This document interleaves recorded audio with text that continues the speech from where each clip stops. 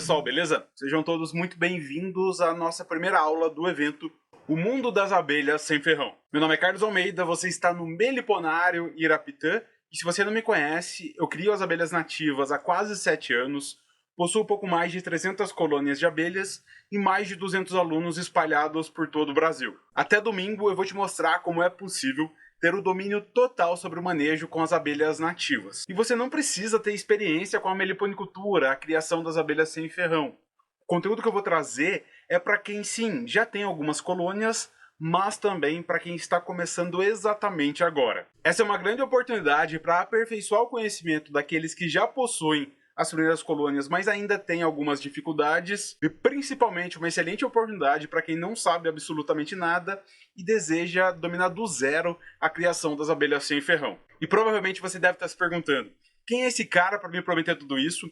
Ou então, que dominar a criação das abelhas seria algo ótimo, mas eu tenho muitas dúvidas e não sei nem por onde começar. Ou então, eu não moro no mato para criar abelhas, eu não sei se aqui é o local ideal, eu não sei nem por onde começar na aquisição dessas bichinhas. E eu entendo você. Pensaria exatamente como você está pensando, acredito que tenha muitas dúvidas e que pensa que não vai conseguir fazer nada disso. Mas deixa eu te dizer, essas dúvidas eram as mesmas dúvidas dos meus alunos, que como todos acabam tendo dificuldades no início.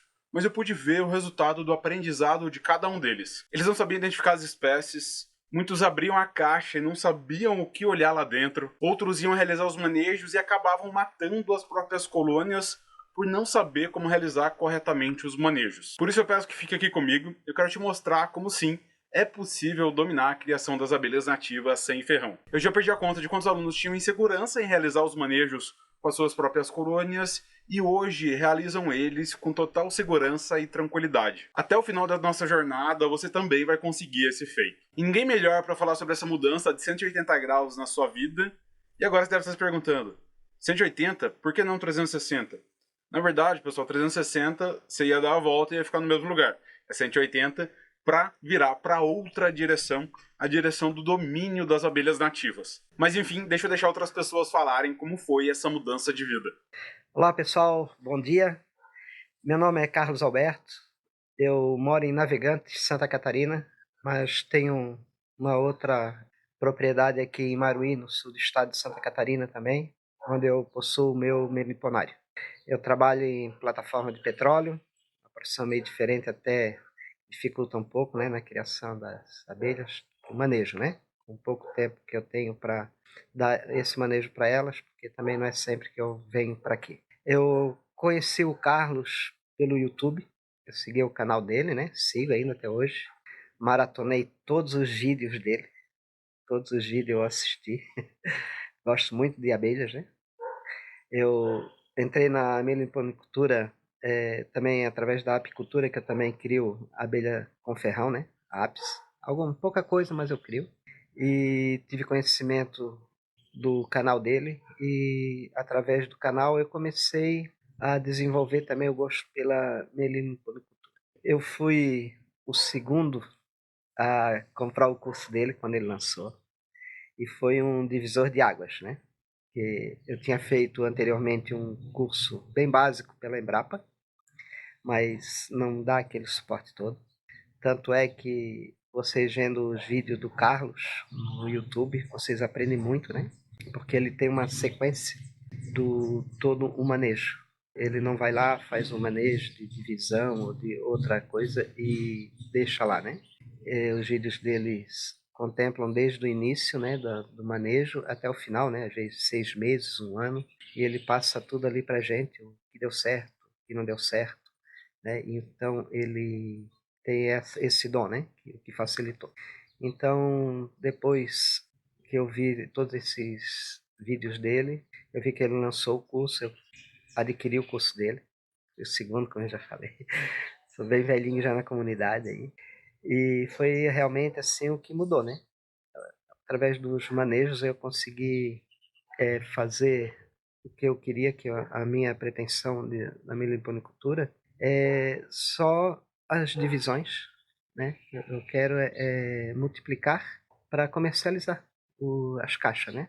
Então eu aprendi muito. No começo com aquele curso básico eu estava apanhando bastante Eu comprei 4 caixas no começo, perdi 2, 4 caixas de manda-saia e comprei já num período meio ruim, era perto do inverno, e perdi 2 caixas naquele inverno ali, por não ter feito um manejo adequado, né? E hoje em dia eu já estou com aproximadamente 50 caixas de manda-saia, tenho mais as 3 caixas de tubuna e uma de mirim, mas o meu foco é na manda-saia, e aprendi bastante o manejo anual, né? Nosso clima aqui do sul, ele é bem rigoroso, né?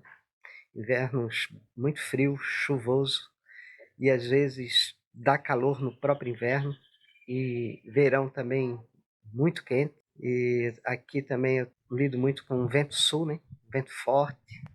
Então, na questão de localização das caixas, eu crio em prateleira, né? Como vocês estão vendo aqui atrás, uma das prateleiras que eu tenho. Então, todas essas dicas, né, eu peguei lá com ele no curso. Como fazer todo esse manejo de proteção das caixas, do vento, a melhor localização, né, para ter elas. E depois o tempo certo para fazer as divisões, o tempo certo para poder alimentar elas, né. Então, eu faço também já o xarope, como ele ensinou, faço os bombons de pólen. E esse ano, para mim, foi muito bom as divisões. Consegui 20 divisões, todas por módulos. Eu já tentei com disco, né, por absorção, mas para mim assim não deu certo. O que deu certo para mim aqui realmente foi por módulos, né? Então a gente eu tenho, né, esse curso como uma divisão de águas em tudo que eu estou passando aqui, né, na criação das abelhas. Bem, hoje o resultado que eu tenho aqui, né, são essas 50 caixas já que eu tenho. Eu adquiri, na realidade, no começo 4 e depois mais 15 caixas. Tudo genéticas diferentes. Então, tem isso também, né? Que a gente aprende no curso. Tem várias genéticas, né? E são genéticas diferentes. Eu estou fazendo essas divisões e creio que não vou ter problema, né? De consanguinidade. E o resultado hoje é esse aí que vocês estão vendo aí. Eu já comprei ferramentas também, maquinário para fazer as minhas caixinhas. Tô fazendo, né? Uma forma de economizar também. E a gente vai se envolvendo nesse mundo, né? Antes aí da meliponicultura, a gente parece que tem um vazio, né? E depois que entra pra coisa, não tem como sair, né? A gente gosta, ama. Eu ainda não comercializei nenhuma caixinha, mas só falar em comercializar já me dá uma dor no coração, que a gente se apega a elas, né? Mas o resultado é esse aí. Vou mostrar um pouquinho para vocês aqui. Eu tenho 3 prateleiras com as caixinhas. Vou mostrar para vocês aí o que eu tenho aqui. Aqui eu tenho algumas caixas, né? De manda-saia. Aqui elas estão num lugar que também, como eu falei para vocês, eu defendo elas do vento, né? Tem uma saída boa. E aqui, a parte de trás, também tenho mais algumas manda-saias. Uma das dificuldades, né, como eu mencionei, é o posicionamento aqui por causa do vento, né? Isso tudo aí tá lá dentro do curso, posicionamento das caixas, por causa do sol, por causa do vento, né? Então, a minha dificuldade maior aqui era o vento aqui também, que eu moro em frente a uma lagoa. Então essa lagoa aqui, ela não tem embate, bate muito vento sul, um vento muito forte. E eu tive que fazer então, né, uma proteção. Aqui eu fiz uma proteção para elas não terem o vento direto em cima delas, né? Isso tudo, é claro, né, coisa que a gente vai aprendendo ali dentro do próprio curso, né? Ok, pessoal? Obrigado aí. Fala pessoal, meu nome é Francisco, sou lojista, trabalho na área comercial e conheci o canal do Carlos através do próprio YouTube e a partir daí comecei a conhecer e entender mais sobre as abelhas sem ferrão. E eu conhecia, mas não sabia nada sobre manejo, nem que era possível, né? Essa criação em caixa, a quantidade de espécies que tem. Então, a partir do canal eu fui conhecendo e gostando cada vez mais, até que eu adquiri a minha primeira colônia de jataí. E logo em seguida já resolvi fazer os ninhos iscas, né? Consegui atrativo com um amigo meu, fiz os ninhos iscas e instalei logo nos primeiros ninhos iscas, os primeiros 6, eu consegui 6 espécies diferentes, o que é bem bem raro e foi uma surpresa para mim. Mas graças ao conteúdo do Carlos ser diverso, eu consegui manejar todas elas. Então, não foi difícil para mim, porque eu já tinha, né, esse conhecimento proveniente do canal. E nesse meio tempo também eu entrei no curso Meliponicultura na Prática. Então ali no curso eu tive um aprofundamento nos assuntos, né, em cada espécie, em cada manejo. Então, para mim foi essencial para eu conseguir manejar todas elas bem, e fui conseguindo outras enxameações, né? Depois fiz também divisões da mandaçaia, então me ajudou muito todo esse conteúdo. E eu tinha conseguido espécies até relativamente difíceis, né? Igual a borá, por exemplo, que não é um manejo tão simples, mas eu consegui manejá-la muito bem. Fiz a transferência, minha segunda enxameação de borá, consegui fazer a transferência, coloquei em caixa ímpar. E essas abelhas hoje estão fortes, estão bem manejadas, o meliponário está crescendo, graças ao conteúdo, graças ao curso, e me deu essa base para conseguir fazer isso de forma rápida e sem grandes erros, né? Porque às vezes a gente, sem esse conteúdo, a gente acaba tendo que aprender com os erros, e não foi assim. Eu não perdi nenhuma das colônias, não perdi as divisões que fiz. Então, agradeço ao Carlos e ao curso que me deu essa base para conseguir fazer isso. E além dos manejos em si, ainda tem os produtos das abelhas, né? O curso dá uma base boa e abre um leque de possibilidades, né? A gente ir aprimorando com os produtos das abelhas. Então, eu fiz extrato, eu fiz sabonete de gel própolis, eu fiz hidromel. Então, assim, é bem diverso o conteúdo e bem completo. Histórias legais, né? Nesse momento você deve estar se perguntando, tá, eu entendi que é possível dominar a criação das abelhas nativas, mas como que vai funcionar esse evento? Eu gosto sempre de mostrar no início como vão funcionar as regras do jogo, como vai funcionar cada detalhe do nosso evento. E no final teremos um grande desafio, onde o ganhador vai ganhar uma vaga para o meu curso, Meliponicultura na Prática, uma caixa para colocar as abelhas nativas e um extrato para conseguir as enxameações. Esse último sorteio será no formato quiz, e apenas as pessoas que participarem e acertarem mais de 70% das questões é que poderão participar dele. Justamente para evitar que pessoas que não participaram das aulas concorram aos prêmios. Eu quero valorizar você que está acompanhando essa jornada do começo ao final dela. Agora que eu expliquei como será o nosso evento, eu quero falar que a participação de cada um de vocês é muito importante para garantir a excelência do nosso evento. Por isso eu pensei em ter uma hashtag para o nosso evento. E a hashtag será hashtag MundoASF. Lembre-se que é essa hashtag que você vai utilizar nas publicações para as nossas atividades. Enfim, vamos começar a falar sobre o mundo das abelhas sem ferrão? Porém, antes eu gostaria de te contar a minha história com a meliponicultura, que com certeza tem alguns pontos parecidos com a sua. Então, desde que eu me entendo por gente, o pequeno Carlos lá na infância, na adolescência, sempre tive interesse por biologia, pelas plantas, pelos animais. Isso porque meus pais sempre tiveram propriedade rural, então eu sempre estava em contato com a natureza, e minha mãe é professora de biologia, no colegial até me deu aula. Vocês imaginem o que é essa situação de ter aula com a própria mãe durante 3 anos, de matéria que é relativamente difícil, né? Eu sempre gostei, mas tinha ali minha mãe como professora é no mínimo aí interessante e curioso. E também desde as minhas primeiras memórias ali, como criança, na casa que eu morei até ir para a faculdade, sempre tive o contato com as abelhas nativas. Mas não dessa forma aprofundada que nós falaremos aqui hoje. Esse contato mais aprofundado, como eu falei lá no início, ele aconteceu 7 anos atrás, né? Na minha infância e depois na adolescência, que a gente já vai chegar nessa parte da história, sempre teve uma jataí no muro de casa. Uma parte do muro era um muro de blocos, ali fica, boa parte das vezes ele tem ali, ele é oco, né? Ele não é preenchido, e é comum que as jataís entrem ali. Então eu sempre estava ali no quintal observando essa, que hoje eu sei que é abelha, mas que naquela época uns falavam que era mosquito, outros falavam que era vespa, uns falavam que dava mel que nem abelha de ferrão, outros falavam que não tinha mel. Meu pai, numa das vezes, falou que aquela cera da entrada delas era bom para passar em alguma corda. Isso foi feito, a corda ficou boa. Então, eu sempre tive contato ali com aquela abelha no muro, virava e mexia, coisa de criança, né? Eu ia lá empurrar a entradinha delas, prejudica um pouco, mas é bem pouco, né? Elas reconstroem ali fácil, na inocência. No geral, não prejudica, mas vira e mexe, eu olhava ali e acabava apertando a entradinha delas. E já na adolescência eu estava no sítio trabalhando com meu pai, porque sim, adolescente na medida do possível tem que trabalhar, é saudável, quando não prejudica os estudos. Nós fomos realizar a troca de um pilar do curral, alguns chamam de mourão, outros chamam de palanque, mas o fato é que lá no pé apodrecido desse pilar, começamos a cavar e encontramos uma colônia de abelhas jataí. Nesse primeiro momento, meu pai teve a ideia, né? Eu não sabia nada de abelhas e meu pai lembrou que ele já havia visto uma jataí no barranco, né? No barranco de terra. Então a gente retirou ali tudo meio amassado, sem saber quais eram as estruturas, consumimos um pouco do mel, pegamos ali aquela maçaroca e colocamos no barranco, mas no buraco de tatu com 15 centímetros de diâmetro aberto.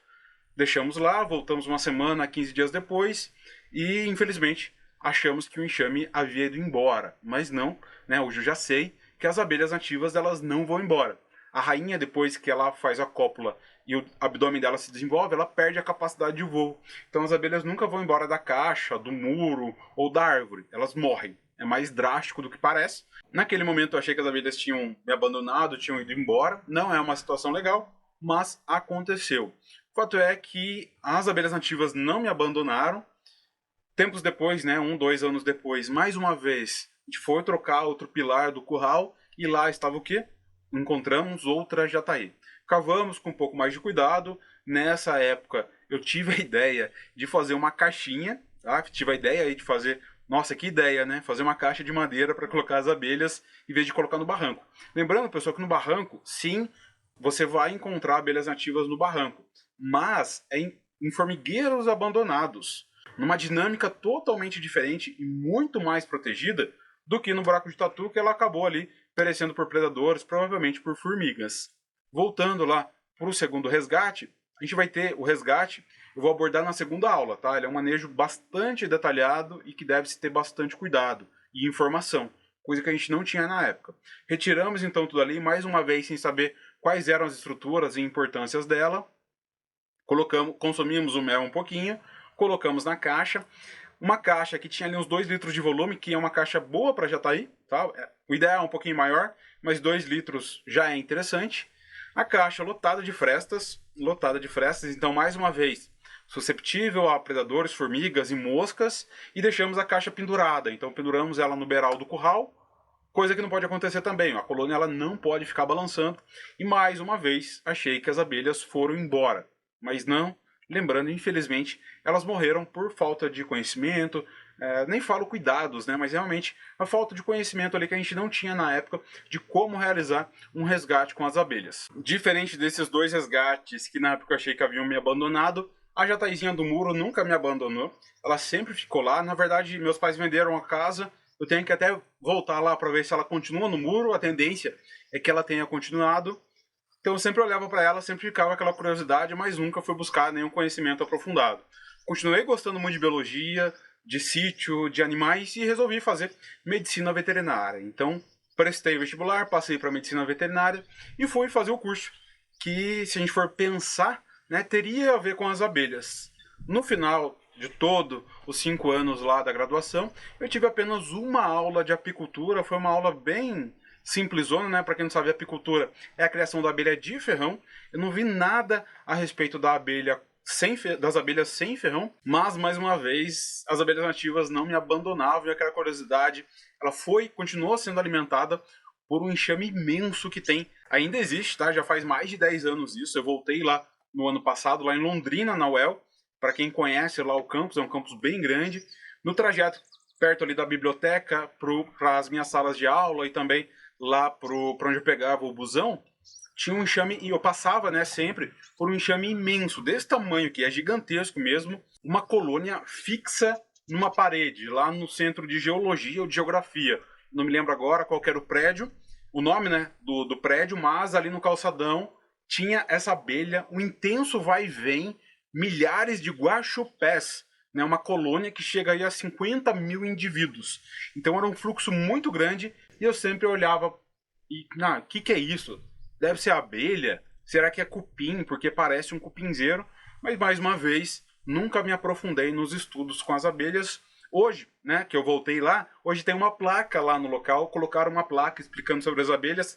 Talvez, se essa placa estivesse lá antes, se o conhecimento tivesse difundido lá antes, eu teria pesquisado, me aprofundado e utilizado, né, dessa área aí da medicina veterinária até para realizar pesquisas e me aprofundar academicamente com as abelhas nativas, mas não foi isso que aconteceu. Eu resolvi voltar aqui para pequena Itaporanga, em São Paulo. Então eu estou aqui em São Paulo, na divisa com o Paraná, uma cidadezinha de 14 mil habitantes. Voltei aqui para atender bovinos e equinos na área de reprodução e para trabalhar aqui no sítio com o meu pai, né, para aumentar a rentabilidade da fazenda, a mão de obra aqui não é tão fácil. Voltei para cá para trabalhar com ele e fazer esses atendimentos. E já antes de eu colar grau, terminei a faculdade lá em dezembro, voltei para cá, peguei minha mudança e voltei para cá. Chegando aqui, o que eu encontro? Mais uma vez uma jataí. Né? Não sabia direito o nome dela, né? Hoje eu sei que é uma jataí, mas andando aqui pelo sítio, na verdade do lado da horta, uma árvore iria cair na horta. Meu pai fez a poda, a árvore está viva até hoje, é um pau-jacaré, árvore que normalmente oferece oco para as jataístas. Por aqui tem bastante jataí em árvores de pau-jacaré. Meu pai fez essa poda, ele não viu, ou entrou depois, né? E num pedaço de um tronco ali, de 1,10 m mais ou menos, tinha uma jataí no chão. Há no mínimo aí 2 anos estava lá. Dessa vez, finalmente, eu fui buscar conhecimento. Então, obviamente, todo o meu conhecimento ali da biologia, né, da medicina veterinária, me deu base para pesquisar de forma bem aprofundada. Então, eu vi dezenas, talvez centenas de vídeos no YouTube, li artigos, reportagens e entendi o que era aquele serzinho, que era uma abelha nativa sem ferrão, que eu poderia criar elas na caixa e que eu poderia fazer o atrativo. Então, com o material do próprio tronco, que elas fecharam o oco, tem ali o própolis, eu peguei aquele própolis, depois elas fecharam novamente, peguei ali aquele própolis e fiz o atrativo. Já naquele momento eu tive a ideia de deixar no sol, então em uma semana ele estava pronto, e lá no finalzinho de dezembro, entre o Natal e o Ano Novo, eu instalei alguns ninhos iscas aqui pela propriedade. E não muito tempo depois, para falar a verdade, acho que foi lá pro dia 12 ou dia 15 de janeiro de 2017, 2 ou 3 semanas ali depois da instalação dos ninhos iscas, andando aqui para a propriedade, fazendo um serviço de roçagem, eu me deparo com 2 enxameações nos ninhos iscas. Então, é uma emoção que, se você já conseguiu, você sabe qual é. Se você não conseguiu, você ainda vai sentir isso. Instalar um ninho isca é algo que a gente faz, mas sem acreditar muito. Que a abelha, um grupinho de abelhas, vai sair ali da árvore e vai entrar numa garrafa PET com um cheirinho especial que você colocou. A gente faz sem acreditar, mesmo vendo, né, vídeos e comprovações e tudo mais. E a emoção de quando a gente encontra o fruto do nosso estudo, o fruto da nossa dedicação em construir, instalar, pensar no melhor local, dando resultado, é muito gratificante. É uma conexão ali com a natureza muito íntima. Né? Você ofereceu um espaço e as abelhas escolheram. Nós utilizamos o termo ninho isca porque não tem um termo melhor, tá? Ninho isca provisório. Convencionou-se ninho isca, mas não é a isca do peixe, que você coloca lá um anzol e pega o peixe. Não. E não é uma armadilha, porque não é que ela está andando, entrou e ficou ali dentro. Não, ela escolhe. É uma ligação com a natureza muito única. Você ofertar um espaço e as abelhas entrarem, as abelhas escolherem. Se você ainda não passou por isso, tenho certeza que depois dessas aulas você vai passar e vai ver que emoção é essa que eu estou falando. E com essas 2 primeiras enxameações de mãos, foi aí que eu resolvi documentar também a minha jornada. Eu havia pego muito conhecimento na internet e resolvi devolver parte dele fazendo os meus videozinhos também. Então eu comecei a gravar lá em fevereiro, mas dessa vez, né, nesse caso, com um método, pode-se dizer, ali simples, mas diferente. Que é o quê? Contando a história da colônia.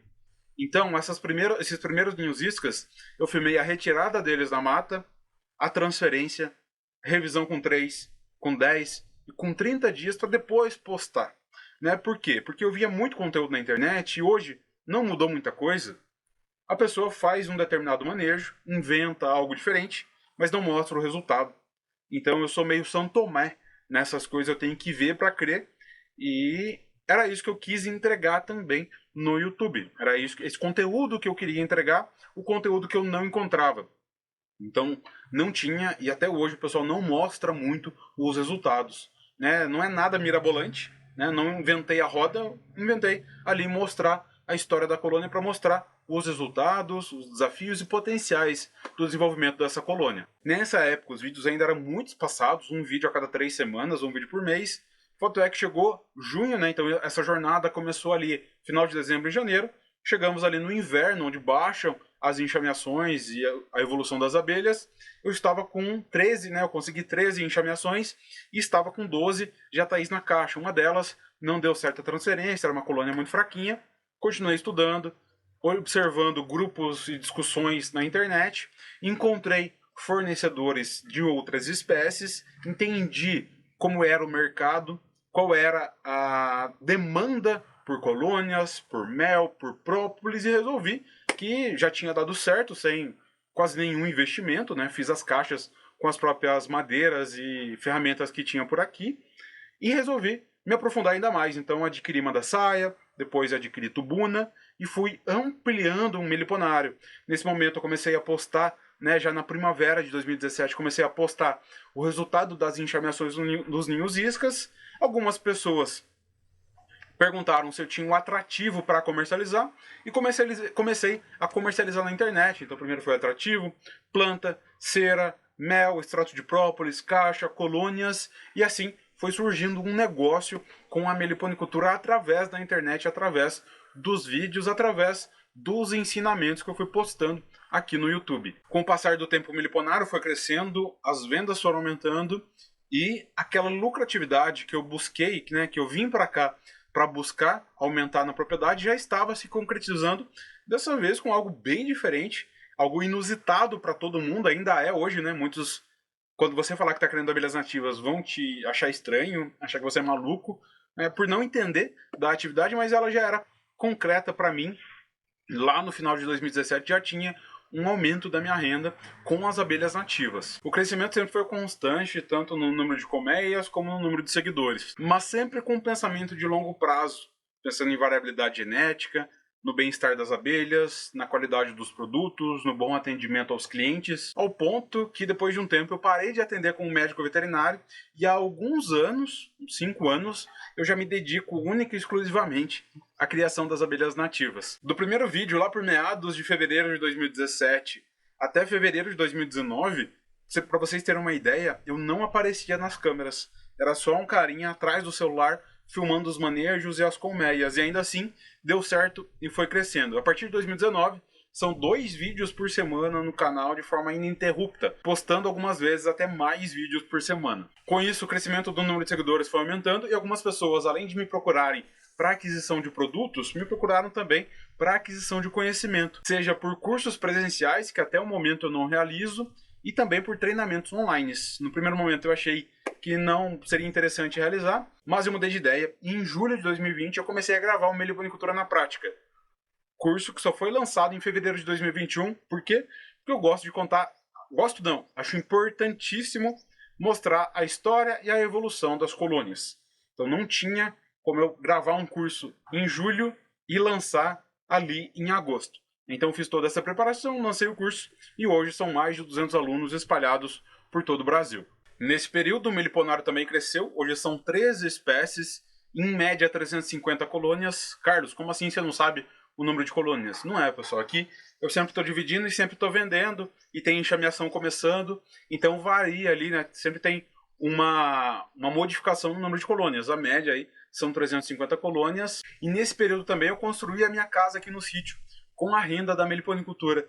Então hoje eu moro junto com as abelhas, estou aqui do lado do meliponário, é a minha casa aqui numa propriedade rural, e no momento estou investindo em mais estrutura e mais pasto para as abelhas. Lá no fundo, talvez esteja dando para ver aí, é um espaço que eu separei para plantar uma agrofloresta para as abelhas, né? Um SAF melitófilo para as bichinhas, porque elas merecem e necessitam, né? Colônias sempre aumentando, precisam aí de mais alimento também. No entanto, nem tudo são flores, né? Obviamente teve vários dias aí que eu pensei em parar com a atividade, algumas colônias que não se desenvolveu bem, manejos que deram errado, coisas aí de qualquer atividade. Porém, esse vínculo com os seguidores, com os alunos, me impulsionaram a manter o trabalho, a postagem, o conteúdo, as aulas, a fim de agregar cada vez mais para o mundo das abelhas nativas. E é muito gratificante, através dos meus vídeos, dos produtos, poder alcançar as pessoas do outro lado da tela. E é esse que é o meu objetivo com esse evento.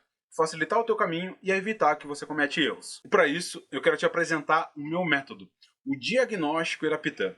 Um método simples, completo e objetivo na criação das abelhas nativas sem ferrão. Esse método pode ser utilizado para qualquer manejo, para qualquer espécie, em qualquer situação. Uma vez que ele não se trata de uma técnica de manejo, mas sim uma forma de você avaliar, olhar a colônia, saber para onde está olhando e o que deve ser feito a partir dessa avaliação. E claro, com certeza você vai cometer alguns erros, isso faz parte do processo de aprendizagem de qualquer atividade. Mas muitos deles podem e devem ser evitados com um conhecimento adequado. Em um mundo tão complexo e cheio de detalhes como é o mundo das abelhas nativas, erros acontecem. Eu também cometi diversos deles no início. Nos resgates, como eu já contei, em divisões, transferência, escolha de caixa inadequada, vários deles que a gente vai pontuar aqui hoje e que você pode evitar a partir dessa nossa jornada. Isso porque a função básica do meliponicultor é garantir a qualidade de vida e o bem-estar das abelhas. Todas essas caixas que estão aqui porque eu coloquei. Então é minha responsabilidade. Não foram elas que escolheram. Portanto, eu tenho que reunir o máximo de conhecimento possível para garantir o bem-estar e, consequentemente, se for do teu interesse, a produtividade das abelhas. E o que de achos é esse tal de Diagnóstico Irapitã, Carlos? Como falei, ele é um método simples, completo e objetivo que possui apenas 3 pilares. Então já pega a caneta e o papel aí e vai anotando, porque eles são muito importantes e nós vamos utilizar em cada passo da nossa jornada nessas nossas 3 aulas. O primeiro pilar é o pilar do local. Então, é a caixa em que a colônia está e onde está essa caixa. Então é todo o ambiente externo e a moradia das abelhas, primeiro pilar. O segundo pilar já é internamente, a força de trabalho. Então são as campeiras, rainha, zangões, princesa, células de cria, de onde nascerão essas princesas, a força de trabalho, o coração pulsante ali da colmeia. E o terceiro pilar são os recursos naturais que as abelhas utilizam para se alimentar. Então o néctar, o pólen, as resinas, água e, dependendo da abelha, o barro. Não é que ela se alimenta do barro, é que ela utiliza, por exemplo, na construção da entrada e proteção da colônia, além de que quando a gente abre nós conseguimos avaliar o armazenamento desses recursos. Os potes de pólen, os potes de mel, a cera e o própolis presentes dentro da colônia. Eu imagino então que você já deva ter anotado, então vamos para os principais erros que as pessoas cometem na criação das abelhas nativas, que com certeza, depois dessa aula, você vai evitar e não vai cometê-los. O primeiro erro é a escolha da espécie inadequada. Então esse primeiro erro está relacionado ao primeiro pilar. Por quê? Porque a espécie tem que ser do ambiente. Uma espécie adaptada, Carlos? Não. Uma espécie nativa, que já é encontrada naquele ambiente, porque isso vai facilitar tudo. Além de ser proibido por lei você criar espécies de fora. Então o Brasil é um país de tamanho continental. Nós temos aí um pouco mais de 300 espécies de abelhas sociais sem ferrão, umas 100 delas mais ou menos que nós podemos criar em caixa. Então cada região tem as suas abelhas específicas. É claro que algumas são mais dispersas e outras são mais regionais. A jataí é encontrada em 24 dos 27 estados da federação. A uruçu capixaba ela é só encontrada no Espírito Santo. Então, ter a espécie adequada para a região é fundamental para você ter sucesso por uma série de detalhes. De adaptação ao clima, variedade genética, facilidade em aquisição de colônias, tudo isso vai facilitar e garantir o bom desenvolvimento da colônia.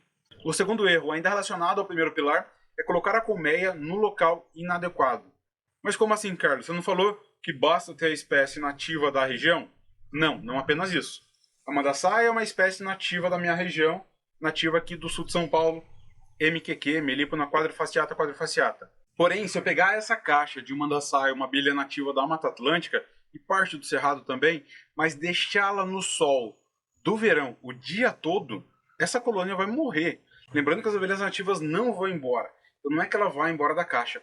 Infelizmente, ela vai morrer por escolha do local inadequado, mesmo ela sendo nativa da região. Isso porque tem uma faixa de temperatura ótima para a maioria das espécies, algumas toleram um pouco mais, outras precisam um pouco mais de frio e de umidade. No caso aqui da mandaçaia, temperatura média interna 35 graus ali nas crias, podendo chegar a 37 sem muitos problemas. Mas passando disso, já começa a deterioração interna da colmeia.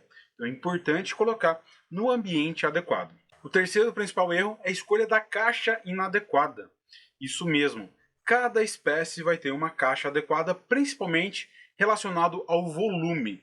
Então, dessas mais de 300 espécies, nós temos abelhas aí como a Lambiolius Leurotrigona milleri, que vai ocupar um volume de 500 ml. Outras vão ocupar 1 litro, e abelhas como a Uruçu, uma Tubuna, uma Borá, vai ocupar 12, 14, às vezes até 20 litros de volume. Então tem uma diferença bem grande, e isso pode prejudicar a regulação térmica, controle de predadores e até mesmo o controle feromonal da rainha. Isso no excesso de espaço e na falta de espaço pode também prejudicar a dinâmica interna da colônia. O quarto principal erro é não conhecer as necessidades da colônia. Então isso é relacionado ao segundo e ao terceiro pilar. Não saber como funcionam as questões internas da colmeia e todos os recursos que ela precisa para se desenvolver bem. Então, quantidade de flores suficiente, a questão de vento, questão de briga entre as colmeias, por exemplo, uma espécie que não pode ficar próxima da outra. Então, conhecer as necessidades e a dinâmica de funcionamento de cada espécie é importante para garantir um bom desenvolvimento das mesmas. O quinto e principal erro é realizar manejos avançados, como a divisão ou a coleta de mel de colônias fracas. Então, realizando uma má avaliação da condição da colmeia, forçando assim ela a um manejo que ela não está apta naquele momento. Então, esse infelizmente é um erro muito comum que leva à perda tanto da colônia filha ou da matriz, seja numa divisão ou seja apenas numa coleta de mel em momento inadequado, com uma colmeia que não está preparada para isso. Esses são então os principais erros graves que as pessoas cometem ao entrar no mundo das abelhas, acreditando que podem começar de qualquer jeito sem buscar as informações adequadas, sem buscar alguém que possa ajudá-las a ter sucesso com seus enxames. E é por isso que, com o meu método Sabendo para Onde Olhar, você vai evitar esses erros, porque nele eu vou te ensinar, primeiro, a identificar as espécies, descobrindo assim qual é a melhor para iniciar, como conseguir as suas primeiras colônias, que é assunto da nossa segunda aula. Hoje, no decorrer dessa aula, a gente ainda vai ver a identificação das várias espécies de abelhas nativas. Segundo, escolher o melhor ambiente e a caixa adequada. Então, a mandaçaia, na sombra, uma caixa de 6,5 litros. A jataí pode pegar um pouco mais de sol, 3,6 litros. A marmelada, também 3,6 litros, mas já é uma abelha, a Friesiomelitta varia, e as outras Friesiomelitas, já é uma abelha que tolera ambientes mais quentes, 37, 38, até mesmo 40 graus. A mesma coisa para a Lambiolius, por exemplo. E em terceiro lugar, fazendo a avaliação correta da força da sua colônia, com o diagnóstico Erapitan na ponta dos olhos para observar a condição da colônia. Muitas vezes não fazer nada, que é isso que as abelhas precisam muitas vezes, que a gente não atrapalhe elas, é só deixar que elas se desenvolvam. Outras vezes, intervindo nos manejos de suporte, os manejos de reforço, como uma alimentação, uma troca de caixa, uma diminuição de módulo ou até o reforço na força de trabalho e, se for do teu interesse, realizando também os manejos desejados, que não são aqueles que elas precisam, mas que nós podemos realizar, os manejos produtivos. Então é nosso desejo coletar mel, coletar própolis, dividir as colônias. Você pode chegar nesse nível de realizar os manejos desejados aí, que você pode, né, talvez, dependendo do teu intuito com a criação, desejar realizar com as abelhas nativas. Tendo assim no final enxames saudáveis, podendo multiplicar e coletar produtos das abelhas e sem prejuízos financeiros. Porque sim, é muito triste a morte de uma colônia, mas junto com isso tem o prejuízo financeiro. Colônias que chegam aí a 600, 800, R$ 1.000, como é o caso de uma Uruçu amarela muito forte, R$ 550 uma caixa de mandaçaia. Obviamente, tudo isso depende de região para região, qualidade da caixa e força da colônia, mas esses valores existem e, dependendo do manejo que você fizer, você perde a colônia, algo que é muito triste, e perde também o valor financeiro. Então, por isso é importante entender o diagnóstico Erapitan para dominar a criação das abelhas sem ferrão. E mais uma vez, se você ainda não notou, então o primeiro pilar, bem rapidinho, o local, né, com o ambiente e a caixa. O segundo pilar, com a força de trabalho, são as abelhas ali dentro. E o terceiro pilar, que são os recursos que tem que ter disponível. Meliponicultura é uma atividade que está intimamente ligada à proteção ambiental e ao plantio e proteção das florestas. Então o meliponicultor é aquele que planta, é aquele que preserva, é aquele que protege o meio ambiente. E isso está muito intimamente ligado ali no nosso terceiro pilar dos recursos, que é algo muito, muito importante. Diagnóstico da pitã entendido, bora para a segunda parte da nossa aula, a identificação das abelhas. Para que você possa identificar aquela abelhinha que você viu ou vai ver na flor, aquela abelhinha que você já encontra no muro da sua casa, na árvore aí do teu bairro ou na sua propriedade rural, ou então que alguns têm na caixa, mas não conseguem identificar, fizeram resgate ou ganharam a colônia. Agora é o momento de você identificar. A gente vai passar por várias das principais espécies e também características físicas para você diferenciar uma da outra e poder buscar ainda mais a identificação delas. A primeira forma de diferenciar é pelo tamanho. Então nós temos primeiramente as abelhas grandes, como é o caso da mandaçaia, e é aqui que a gente já entra numa diferenciação muito importante. A abelha de ferrão, Apis mellifera, das abelhas sem ferrão grandes. Você não vai confundir uma apis, uma abelha de ferrão, com uma abelha pequena, mas você pode confundir com a mandaçaia, pode confundir com a urussu amarela Melipona mondori, pode confundir com a jupará, uma abelha nativa da Amazônia, pode confundir com a jandaíra, uma abelha nativa do Nordeste. Então a abelha de ferrão, na bundinha dela vai ter ali uma pontinha, né, um ferrão ali mais observável, e ela é amarela listrada, mais ou menos escura. Tá? Hoje no Brasil, a gente tem apenas uma espécie, a Apis mellifera africanizada. Tá? Tínhamos aí várias espécies vindas da Europa, da Itália, da Espanha, de outros locais, mas no final veio uma espécie da África na década de 60 e todas hoje no Brasil são africanizadas, tá? 99,9% é africanizada. Então essa amarelinha, com bundinha listrada, abelha de ferrão, é bem fácil de diferenciar. Eu entendo que no primeiro momento seja um pouco mais difícil, mas depois, vendo as imagens e estudando sobre as abelhas, você vai conseguir diferenciar bem fácil uma mandaçaia, por exemplo, de uma apis. A mandaçaia também tem a bundinha listrada, mas é diferente. Então nós temos aí as abelhas grandes, depois nós temos as abelhas médias, que é o caso da manduri, Melipona sylvae, o caso das tubunas, das escaptotrigonas, abelhas muito produtivas e sem ferrão, e também das famosas aí arapuá e guaxupé. Irapuá, como alguns chamam, ou guaxupé. Então a trigona spinips, arapuá, e a trigona hialinata, que é a guaxupé. Então, abelhinhas pretas, a arapuá é muito comum, por quê? Porque ela é muito populosa e a gente já vai ver que ela faz um ninho externo, então ela não precisa de um oco para se desenvolver. Então ela é encontrada em todo o Brasil, a guaxupé praticamente também em todo o Brasil. Abelhinhas pretas, a arapuá tem a perninha de trás, que a gente chama de corbícula, de cor caramelo, e a guaxupé tem a asa mais esfumaçada. Então são essas abelhas aí de tamanho médio. Depois de tamanho pequeno nós temos várias aí, principalmente as mirins, mirim preguiça, mirim droriana, mirim guaçu. A jataí é uma abelha pequena. A iraí, uma das mais dóceis, também é uma abelha pequena. Tem essa diferença bem grande de tamanho, né? Das pequenas, as médias e as grandes. A segunda forma, ainda pela anatomia, é pelo formato das abelhas. A abelha robusta, gordinha igual eu, e a abelha delgada, fininha, magrinha. Então nas abelhas robustas, mais uma vez a gente tem a mandaçaia, tem a jupará, temos a guaraipo, Melipona bicolor, a própria apis é uma abelha robusta. As escaptotrigonas, né, a mandaguari, entra nisso, que ela é mais gorduchinha na nossa observação. E as delgadas, as abelhas fininhas, a jataí, a borá, que é uma abelha maior, mas é uma abelha delgada. A marmelada, as fiéis de omelitas são abelhas finas. As mirins, quando elas estão no voo, a gente consegue ver a abelha mais fininha. A jataí da terra, paratrigona subnuda, também é uma abelha de um perfil mais fino, um perfil mais delgado. E é nesse perfil que nós vamos diferenciar as abelhas das vespas. A mandaçaia você não vai confundir com uma vespa, mas uma jataí, como me falavam lá atrás, uma borá, uma marmelada, ela tem um perfil bem fino, assim como as vespas. Lembrando que as vespas são meio que ancestrais das abelhas, de forma bem simples. Elas são ancestrais, algumas coletam néctar, mas a boa parte delas é, por exemplo, carnívora. Tá? Então elas são indivíduos aí na ordem, né, de evolução um pouco mais simples, mas tem toda a sua importância para o meio ambiente, são importantes também, porém possuem ferrão. Então uma diferença para a gente ver isso, né? Se tem ferroada, é vespa ou abelha de ferrão, ou solitárias com ferrão, que a gente já vai ver também no decorrer dessa aula. Mas então as vespas têm um perfil mais fino.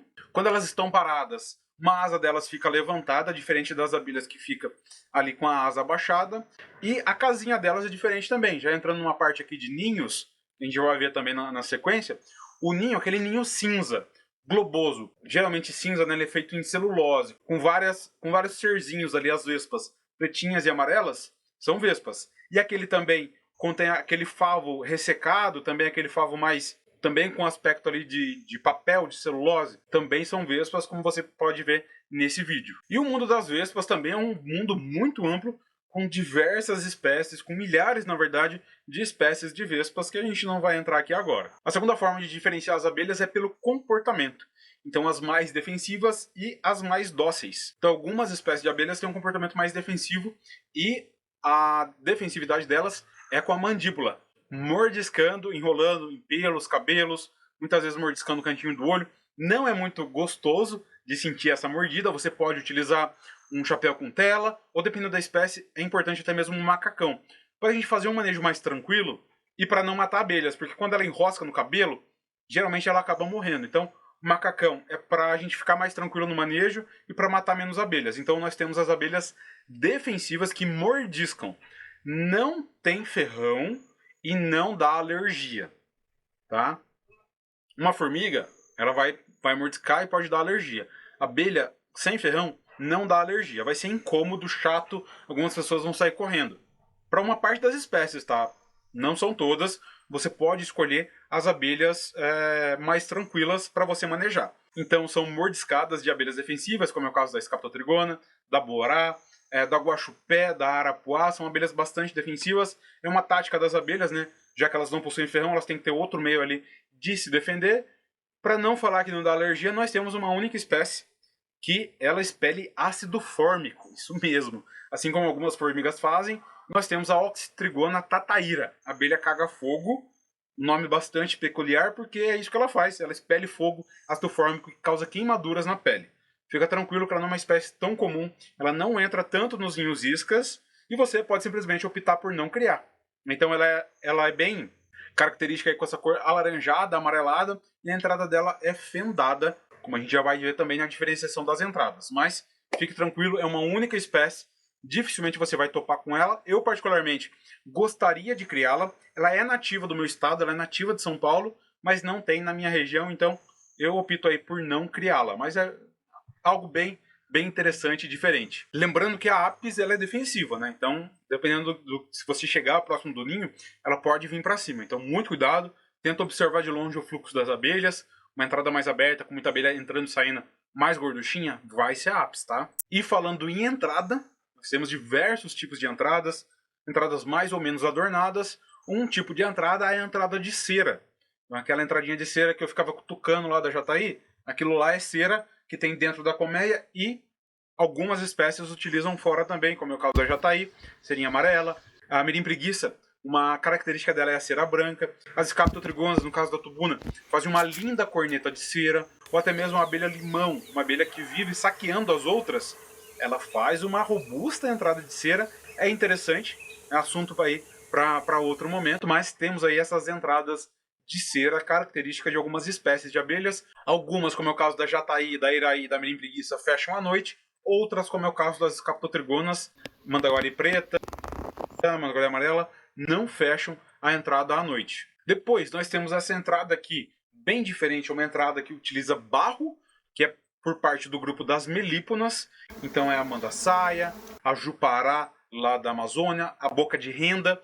Elas utilizam barro e resina. Então essa entrada mais desenhada é do grupo das melíponas. A própria mandori tem uma entrada característica ali com barro branco. A uruçu nordestina faz uma entrada já com meio que umas garras ali, algo bem diferente. Temos também a boca de sapo, Partamona elleri, que faz uma entrada gigantesca, que realmente parece uma boca de sapo. Outras partamonas também fazem entradas bem adornadas, bem bonitas. São abelhas sem ferrão. E um outro tipo de entrada muito comum também é a entrada de própolis simples, como é o caso da mirim droriana, que geralmente vai ter uma janelinha, da mirim guaçu, da mirim emerina e também da mombucão. Então a mombucão cefalotrigona captata, uma abelha rara que está em risco de extinção. Tem nativa aqui na minha cidade, tem algumas aqui. Aqui ela é bem encontrada ainda. tem essa entrada de própolis simples. No caso da mambucão, passa apenas uma abelha. Depois vai variar de espécie para espécie. E também de entrada meio simples, tem as entradas fendadas, como é o caso da entrada da borá. Né? Então a entrada da borá, passam-se aí mais abelhas, mas ela é uma entrada de própolis. E geralmente essas entradas de barro e de resina simples, elas não fecham à noite. Quando uma entrada dessas está fechada, tem algum problema com a colmeia. E por último, mas não menos importante, nós temos a diferenciação conforme a construção do ninho. Então nós temos esse ninho celuloso, que eu já falei das vespas, o cinza, e nós temos uma jataí, que faz esse ninho externo também, de forma meio parecida, que é a Tetragonisca weiraut. Uma abelha, a jataí acreana, então ela é encontrada no Acre e no Mato Grosso, onde ela vai fazer essa característica dessa forma. Mas ela é uma espécie mais rara, não dá para criar, e portanto fica mais a critério de curiosidade. Ainda com um ninho externo, nós temos aí quem já apareceu aqui, a arapuá e a guaxupé. Então a arapuá ela vai fazer aquela bola gigantesca, parecida um cupim, entre galhos, geralmente no alto, também como característica de defesa, mais longe possível dos predadores. É uma mistura aí de resina, barro, fibras vegetais. E a guaxupé faz bem parecido, mas geralmente em paredes, como é o caso que eu encontrei lá em Londrina, e também em árvores mais largas ou paredões de rocha, você vai encontrar a guaxupé muito parecida com a arapuá. Então a arapuá é aquele globo, a guaxupé é apoiada em superfície mais lisa. Ainda semi-externo e meio interno, nós temos a boca de sapo, que eu já citei aqui. Ela faz uma parte da estrutura para fora e outra dentro de uma parede, dentro de um oco da árvore, ou num buraco ali de uma samambaia, ela pode fazer também. Ela faz esse ninho externo e meio interno. E depois nós temos os ninhos internos na árvore, que é a característica de boa parte, da maior parte aí, das abelhas, com todas as entradas que a gente já falou, características de tamanho e de defensividade. Lembrando, mais uma vez, que a apis ela pode fazer dentro da árvore, semi-externo ou 100% externo. Tá? Ela faz mais interno, que é mais protegido, mas você pode encontrar apis também, os favos aí, 100% externo, pendurados, geralmente entre galhos também. Algo que talvez você possa estar achando um pouco meio chato ou meio difícil, a questão dos nomes científicos, tá, pessoal? Um pontinho aqui para a gente levar em consideração, bem importante, porque todos esses nomes populares, geralmente, eles são utilizados apenas para uma espécie. Mas, por exemplo, a abelha cachorro é utilizada para várias espécies de abelhas pretinhas. Então, sempre é interessante a gente tentar usar o nome popular focado, mas aprender também o nome científico para poder ficar mais correta a comunicação, né? Você não falar de uma abelha pensando que está falando da outra, e a pessoa entender que você está falando da outra. Então, por isso é importante a gente se atentar aos nomes científicos e, na medida do possível, mesmo aí com as dificuldades de pronúncia de alguns, tentar ir mantendo essa utilização dos nomes científicos. Mas não finalizamos por aqui ainda. Para agregar ainda mais conhecimento para você e diminuir o nível de confusão entre as espécies, eu vou falar sobre as solitárias e algumas semissociais. Tá? Então, as abelhas nativas são abelhas sociais que vivem em sociedade, igual os cupins, igual as formigas, onde a rainha é a responsável ali pela colônia, tem a sobreposição de castas e a divisão também do serviço. Então é isso basicamente que resume aí um inseto social. Então a rainha ela vê várias sequências, aí, várias gerações de operárias passando, depois ela pode ser substituída, tem as enxameações, mas nós temos também as abelhas solitárias. Então ela acha um buraquinho ali, faz o ninho dela, coloca o ovo e ela vai embora viver a vida dela e morrer. E depois nasce aquele ovo sozinho. Ou temos as semissociais, que entram no mesmo local, só que lá dentro é cada uma por si. No máximo, elas vão ajudar ali na defesa do local, porque se você mexeu no local, mexeu com todo mundo. Então elas vão ali se defender em conjunto porque estão juntas. Mas então existem as abelhas semissociais e solitárias. Essas espécies são ainda mais diversas do que as abelhas sociais. No Brasil nós temos aí em média 300, que eu já falei. As solitárias e semissociais, nós falaríamos aí de milhares de espécies. Então por isso eu vou citar algumas principais. Uma aula sobre solitárias seria uma aula ainda maior do que essa nossa jornada, principalmente porque tem várias características, umas são no solo, outras é na madeira, outras é com folha, então é bem diverso. Comecemos pela provavelmente mais conhecida, é a que eu mais conhecia antigamente, e ainda conheço hoje, vejo muito ela hoje, que é a famosa mamangava, a xilocopa, mamangava de toco. Então aquela pretona ou amarela, amarela é o zangão, tá? O zangão não tem ferrão, mas a mamangava tem um ferrão que ferroa doído. Quem já tomou ferroada chega a ficar com febre, passa mal. Então ela tem o ferrão, é uma solitária, muito importante, polinizadora de diversas culturas, o maracujá é uma delas, e várias outras árvores nativas. Todas as solitárias são importantes também. Então nós temos aí a xilocopa mamangava de toco. Depois nós temos a mamangava de solo, que é uma semissocial. Então, muitas vezes ela vai estar ali no solo, várias delas, e algumas pessoas também pisam em cima, em vez de correr de uma abelha, tem que correr de várias delas. Então, essas daí são as bombos. Tem bombos brasileira e tem bombos exótica também. Então, temos aí as bombos mamangava de solo. Uma outra que talvez seja já conhecida de você é a abelha das orquídeas, a Euglossine. Então, nós temos tanto a verde como a azul. Cor bem bonita, metálico, brilhante, que não tem nas abelhas sociais, tá? Nós não temos abelha sem ferrão, nativa, social, verde ou azul. As cores ficam em amarelo, preto, às vezes mais avermelhado, mas azul e verde não tem. Então, a abelha das orquídeas, que coletam óleos, polinizam as orquídeas, também são espécies bem importantes e bem interessantes de observar, de ver polinizando, e dá para ter na caixinha. Às vezes ela entra numa caixinha que está vazia ou que você disponibiliza no meliponário.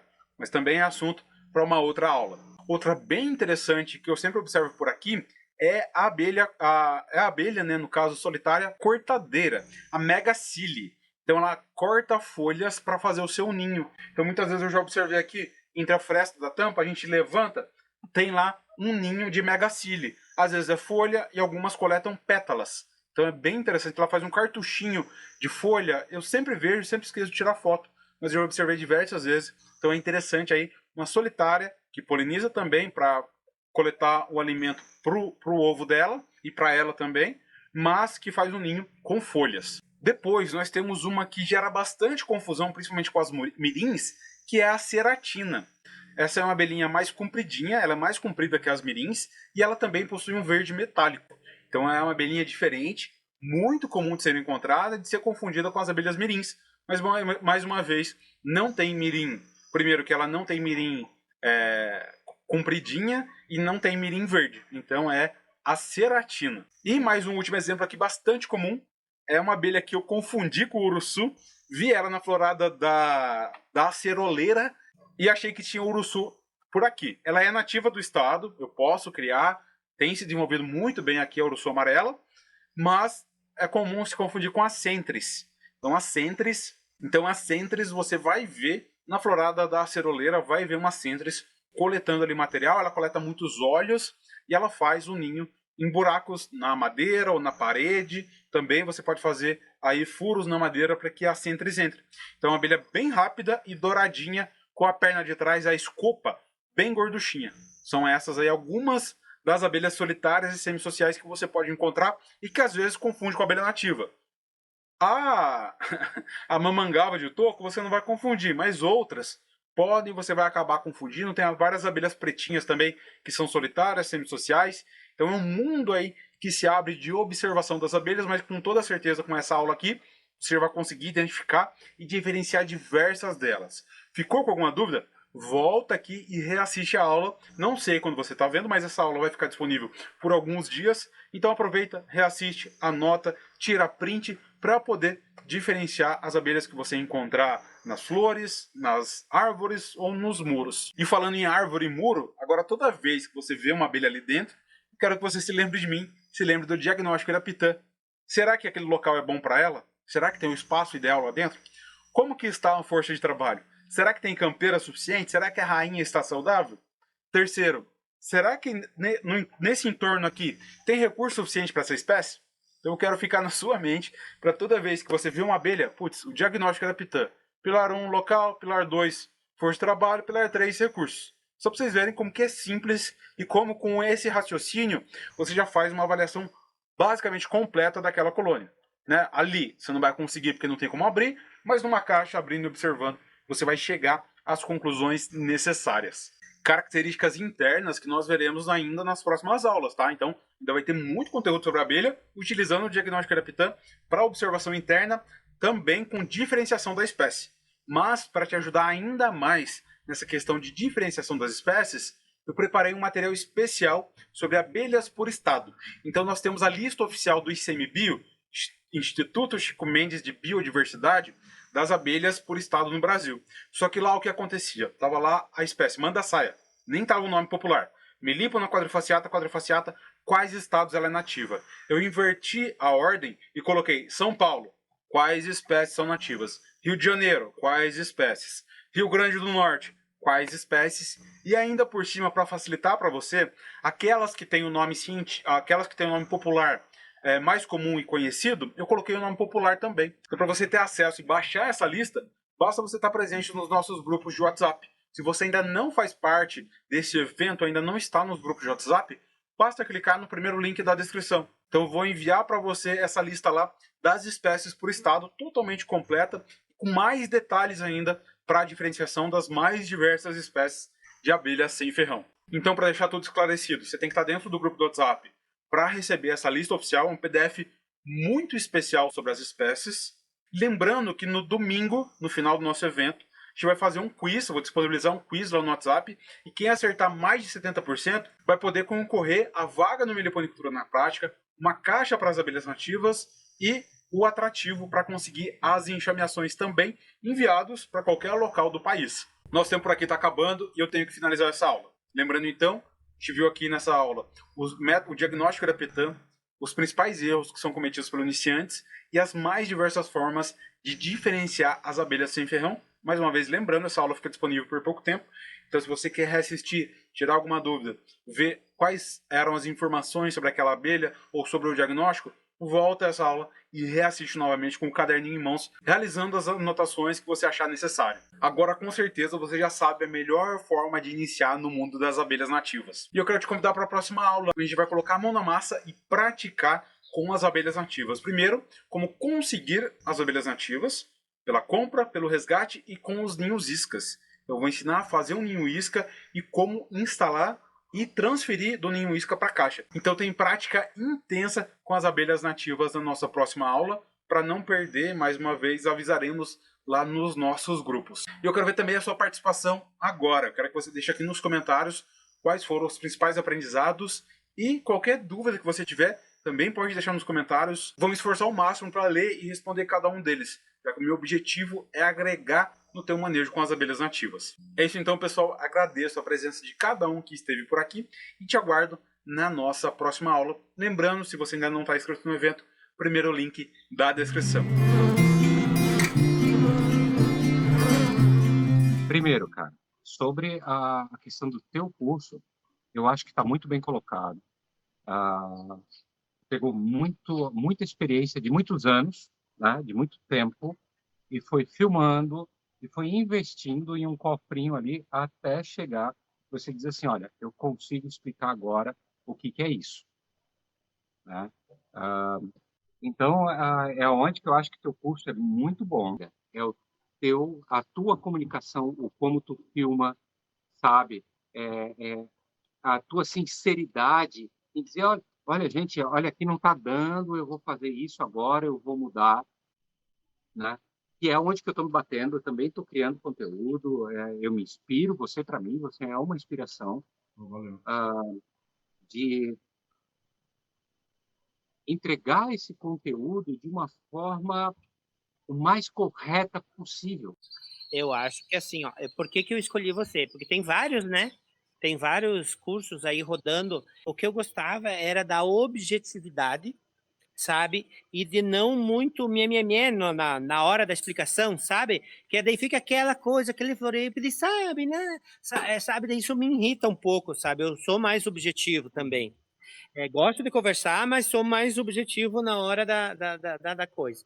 Então, isso foi um das causas que me fez escolher o teu curso. Mudei bastante, assim, com relação uma coisa assim, que me chamou muita atenção, que eu tinha uns ninhos isca em lugar que era perigoso. Daí você sempre chama atenção com relação a isso, né? Que não, se tá no lugar perigoso é porque fui eu que, né? Não é um bom lugar. Então, né? Então, com relação a isso, também, a forma, ó, que agregou bastante, e o que eu acho fantástico, é toda essa quantidade, essa gama, o leque, né, de, de vídeos com relação à transferência e à divisão, práticas, o manejo, e outra coisa, eu assisti todas as aulas, que ó, eu tô tendo que fazer caminhadas por causa que, enfim, por causa de problema de saúde. Então eu coloco teus vídeos rodar e fico com eles escutando, sabe? Porque aquilo vai interiorizando, interiorizando, Pô, interiorizando, que legal. porque é lindo você ver você fazer, né? Que tem a prática. Agora, que nem eu, quando eu fui fazer a primeira divisão ali, dá um medão, né? Ah, Lembra que eu sempre me tive, dá um medão. Mas agora eu já tô me sentindo como é confiante. que posso dizer assim? Mais seguro, mais confiante, isso mesmo. Quando eu comecei, eu acabei me deparando com uma informação quebrada, sabe? Aquele tipo de manejo que eu acredito que você conheça, que o pessoal ele só mostra o começo, ele não mostra nem o desenvolvimento nem o final do manejo. Então, aí eu fui tentando aplicar esses manejos aí como eram mostrados, só que como não tinham um acompanhamento direto do manejo, eu acabei perdendo, infelizmente, 5 colmeias por isso. Foi uma experiência pela qual eu pretendo nunca mais passar. Uhum. E aí, logo em seguida disso, eu comecei a pesquisar um pouquinho mais no YouTube. Aí eu achei o seu canal e eu percebi que o tipo de manejo que você aplica, ele é contínuo, né? E você mostra todo o período dele. Isso aí eu até gostaria de agradecer, né? Porque me ajudou várias vezes nos meus manejos. Inclusive, mais recentemente, tinha um enxame de jataí que eu ganhei de um amigo meu. E essa colmeia de jataí estava muito fraca. E aí eu assisti todas as aulas de jataí que tinha lá e eu apliquei os manejos que você ensinou, né? E felizmente eu consegui aplicar tudo certinho. E eu percebi que em menos de um mês a quantidade de guardas aumentou de 0 para 49 e a entrada aumentou bastante, sabe, a abertura. Uhum. Elas estão entrando com bastante pólen, bastante néctar, uma coisa que eu acredito que seja normal, né? O anormal é não ter. Exatamente. Então eu gostaria de agradecer mesmo pelo curso, porque eu tenho aprendido muito. E aí eu estou passando para os meus amigos meliponicultores que eu conheço, né? E esse conhecimento que eu adquiri com você, e eles também estão achando incrível. Eu até recomendei que eles entrem no seu curso. Acho que é uma experiência que todo mundo deveria passar. Legal, cara. Começou no ano passado e nessa tua busca aí por uma segunda, ou dependendo da situação, como você falou, principal fonte de renda, para você que está no curso desde o começo, você acha que fez diferença para você, a sua visão com relação às abelhas, programação para produção e tudo mais? Olha, fez muita diferença pela experiência de, a caixa tá forte ou não tá forte. Cara, eu tinha 3 caixas, não tem como saber. Movimentação, a diferença maior do curso é te dar essa visão. Mas o curso é muito bom. Eu acho que você tem uma didática muito boa e mostra as coisas que realmente a gente precisa ver ali, não fica enrolando, não dá volta, não... Isso é muito importante, que aí a gente não perde tempo. Hoje o tempo é uma coisa muito escassa, né?